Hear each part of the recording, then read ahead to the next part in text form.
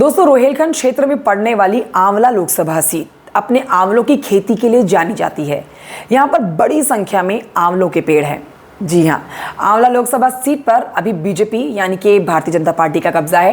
प्रदेश की सियासत में आंवला सीट हमेशा से चर्चा में रही है और समाजवादी पार्टी के साथ विपक्षी दलों की कोशिश होती है कि बीजेपी का गढ़ बनती जा रही इस सीट पर सेंधमारी कर दी जाए। आज मैं आपको लोकसभा चुनाव में आंवला सीट का सियासी समीकरण या फिर जीत का समीकरण आपको बताने वाली हूं। वीडियो अंत तक देखिए, आपको अच्छी लगती है, जानकारी काम की लगती है तो आप वीडियो को लाइक कर सकते हैं, चैनल को सब्सक्राइब कर सकते हैं। नमस्कार, मेरा नाम कंचन डोगरा नेगी है।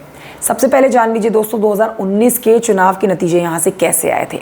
देखिए, 2019 के आंवला लोकसभा सीट पर जो चुनाव हुआ था, बेहद कांटे का मुकाबला देखा गया था।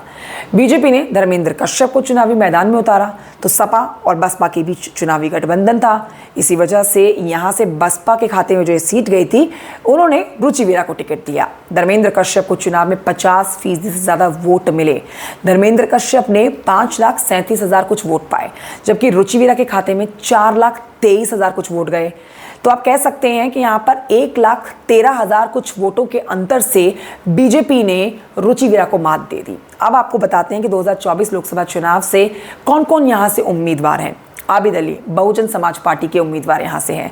धर्मेंद्र कश्यप एक बार फिर से बीजेपी के टिकट पर यहाँ पर चुनाव लड़ रहे हैं। नीरज मौर्य समाजवादी पार्टी के कैंडिडेट हैं। आंवला संसदीय सीट का अब आपको इतिहास बताते हैं। देखिए, आंवला लोकसभा सीट के राजनीतिक इतिहास की अब बात करते हैं तो यहाँ से इंदिरा गांधी परिवार की बहू मेनका गांधी भी चुनाव जीत चुकी हैं। आंवला सीट पर 1962 में हुए लोकसभा चुनाव में हिंदू महासभा को जीत मिली। फिर 1967 में कांग्रेस को यहाँ से जीत मिली। सावित्री श्याम यहाँ से सांसद बनी। 1971 में भी यही चुनी गई, लेकिन 1977 के चुनाव में उन्हें हार का सामना करना पड़ा। हैट्रिक लगाने से चूक गई थी सावित्री।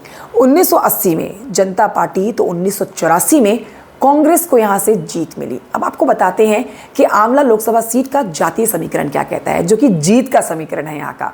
तो सुनिए ध्यान से कि आंवला संसदीय सीट पर मुस्लिम और दलित वोटर्स अहम भूमिका में रहते हैं। ठाकुर वोटर्स भी निर्णायक भूमिका निभाते हैं। कहा जाता है कि रोहेलों ने 17वीं सदी की शुरुआत में यहाँ राज किया और बेशुमार मस्जिदें और कुएं बनवाए। उस वक्त ये खूबसूरत शहरों में गिना जाता था, लेकिन बाद में लखनऊ के नवाबों और फिर अंग्रेज़ों ने इस शहर को खूब लूटा। अब देखना ये दिलचस्प होगा कि आबिद अली, धर्मेंद्र कश्यप और नीरज मौर्य, ये त्रिकोणीय मुकाबला जो होने जा रहा है, इसमें जीत किसके खाते में जाती है। क्या धर्मेंद्र कश्यप भारतीय जनता पार्टी की टिकट से जो इस बार फिर से चुनावी मैदान में है वो जीतते हैं, या फिर नीरज मौर्य कुछ बड़ा खेल कर जाते हैं। बहरहाल आप कॉमेंट करके बताइए ये जानकारी आपको कैसी लगी। Thank you so much for watching. जय हिंद।